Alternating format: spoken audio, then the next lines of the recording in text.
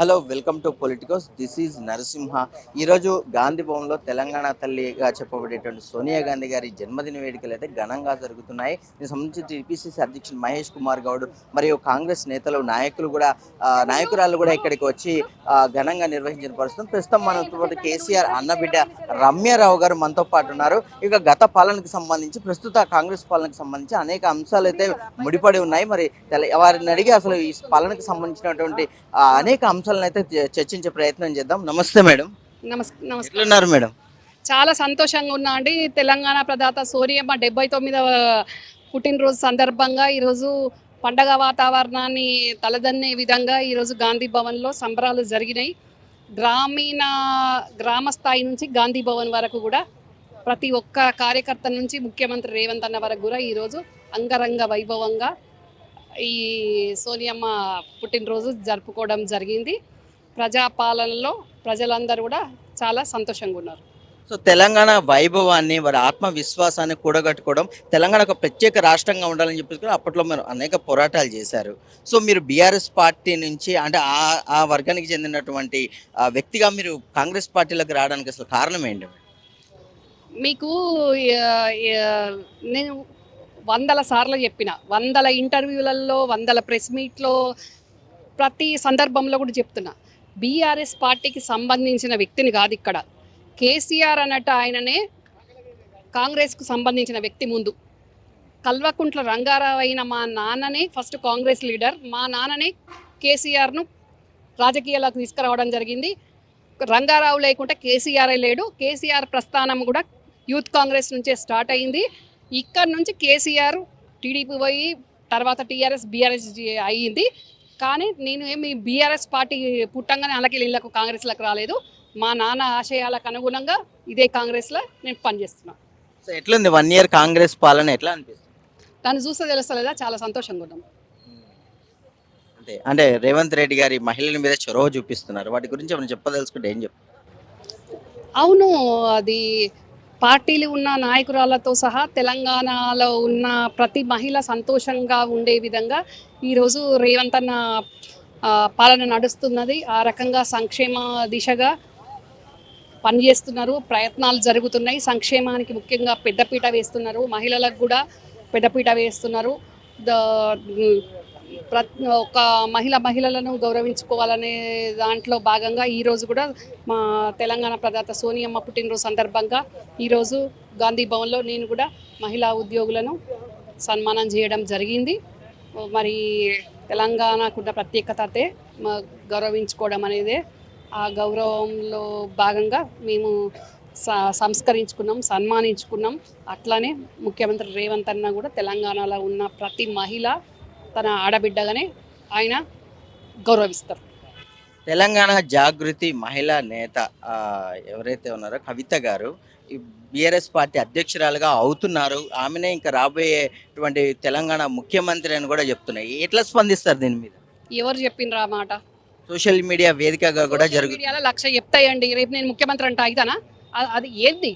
పని లేక నేను ఎక్కడ వెనుకబడుతున్నాను అనే దాంట్లో ఓ నలుగురు టీం తోటి సోషల్ మీడియాలో ట్రోలింగ్ చేసుకుంటూ, ఇంకా వాళ్ళ పార్టీ ఆల్రెడీ బీఆర్ఎస్ అనేది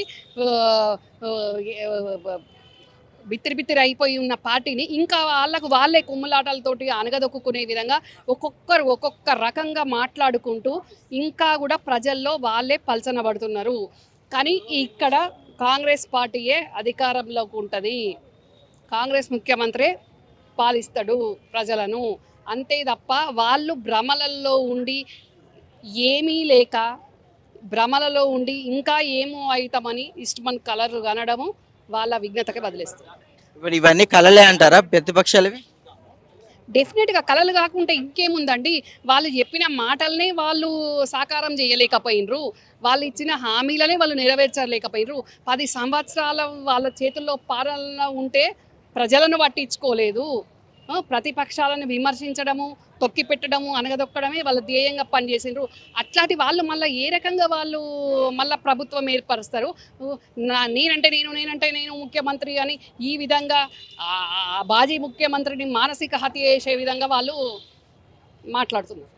సో కేంద్రానికి సంబంధించి సంబంధించి మోదీ గతంలో వేల కోట్లు పెట్టి సబర్మతి నది ప్రక్షాళన చేశారు. అప్పుడు మాట్లాడినటువంటి బీఆర్ఎస్ పార్టీ ఇప్పుడు రేవంత్ రెడ్డి మూసి ప్రక్షాళన చేస్తుంటే విమర్శలు గుప్పిస్తున్న పరిస్థితున్నాయి. ఎట్లా ఏమంటారు దీని గురించి ఏం స్పందిస్తారు? బీఆర్ఎస్ బీజేపీ ఒకే తానులో ముక్కలు కాబట్టి డెఫినెట్గా బీజేపీ చేసిన దాన్ని బీఆర్ఎస్ సమర్థిస్తుంది, సమర్థించక తప్పదు. కాంగ్రెస్ ఏది పని చేసినా వాళ్ళ కాకరకాయ చేదు లెక్కనే ఉంటుంది. మరి మూసి అనేది మూసి ప్రక్షాళన అనేది చాలా మాది మంచి కార్యక్రమం. ఆ మంచి కార్యక్రమాన్ని మరి మూసి మంచిగా మారబోతుంది అన్నదాన్ని వాళ్ళు తట్టుకోలేక ఆ మూసి మురికి కంటే ఘోరంగా వాళ్ళ మనసులు ఉన్నాయి కాబట్టి వాళ్ళ రకంగా మాట్లాడుతున్నారు.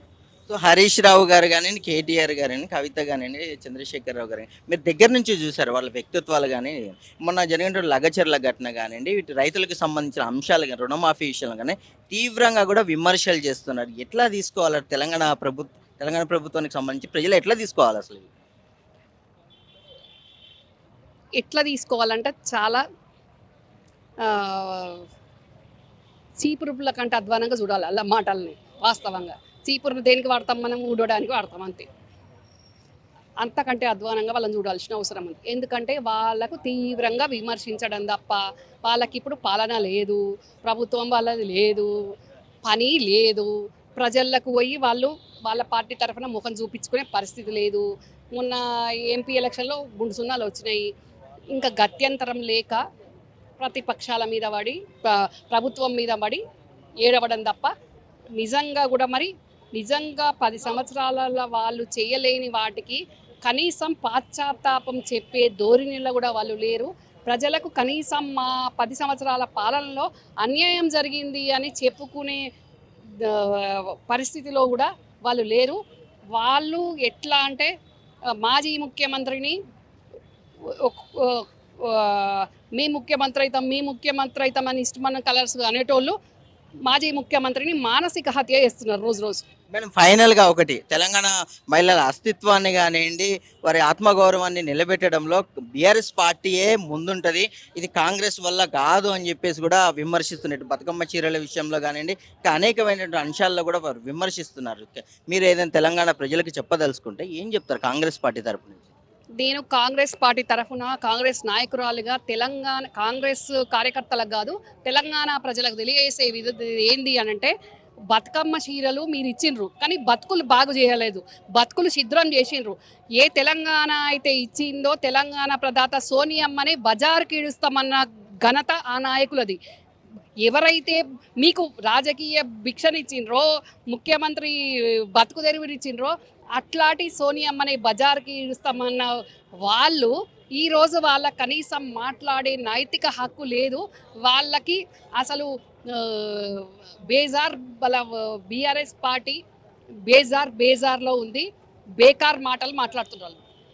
చూశారు కదా రమ్యారావు గారి మాటల్లో, ఏదైతే తెలంగాణ పార్టీకి సంబంధించి కూడా పూర్తిగా బీఆర్ఎస్ పార్టీ విఫలమైపోయింది, ఆ పార్టీ ఆనవాళ్ళు కూడా కనిపించవు, తునాతునకలైపోయింది, ప్రజలు దాన్ని విశ్వసించరు, ప్రజల ఆత్మ అభిమానాన్ని ఎప్పుడో కోల్పోవాల్సిన పరిస్థితి అయితే తీసుకొచ్చింది బీఆర్ఎస్ పార్టీ, ఆత్మవిశ్వాసాన్ని నిలబెట్టుకోలేకపోయింది అని చెప్పేసి కూడా వారు చెప్తున్న పరిస్థితులు ఉన్నాయి. సో కేసీఆర్ కానీ, కేటీఆర్ కానీ, కవిత కానివ్వండి, ఇటువరకు ఇక అధికారంలోకి వచ్చే అవకాశమే లేనప్పుడు ముఖ్యమంత్రులు అయ్యే అవకాశం ఎక్కడ ఉంటుందని ఇవన్నీ కూడా ఏదో వాళ్ళు కలలుగా అంటున్నారు. ఇవి ఊహాగానాలు మాత్రమే. కాంగ్రెస్ పార్టీ విజయవంతంగా తెలంగాణ ప్రజల అభ్యున్నతి కోసం, వారి సానుభూతిని కానివ్వండి, ఇటు వారి అభివృద్ధి కోసం కానీ దగ్గర అవుతుంది, ప్రజల పక్షాన ఉంటుంది, అభయహస్తం అంటే అందరి పక్షాన ఉంటుంది కాంగ్రెస్ పార్టీ అని చెప్పేసి కూడా వారు చెప్తున్నారు. ఇటు సోనియమ్మ ఇచ్చిన తెలంగాణ రుణాన్ని తీర్చుకుంటుంది. ఖచ్చితంగా కాంగ్రెస్ పార్టీని ముందుకు నడిపించాల్సిన బాధ్యత ఉంది. కనుక ప్రతిపక్షాలు విమర్శించడం అనేది పక్కన పెట్టేసి ఖచ్చితంగా అధికార పక్షంతో కలిసి రండి, కలిసి మాట్లాడదాం, కలిసి పోట్లాడదాం, అసెంబ్లీ వేదికగా కూడా మనం చర్చించుకుందాం, మంచి మంచి పథకాలను రూపొందిద్దాం అని చెప్పేసి కూడా రమ్యారావు గారు ఆమె మాటల్లో వ్యక్తం చేస్తున్న పరిస్థితి ఉంది. సో ఏదైనప్పటికీ కూడా కాంగ్రెస్ పార్టీ ప్రజారంజక పాలన చేస్తున్న నేపథ్యంలో ఇంకా మంచి మంచి పథకాలతోని ఖచ్చితంగా ప్రజారంజక పాలన సాగించాలి అని చెప్పేసి కూడా పొలిటికోస్ టీం కూడా కోరుకుంటుంది.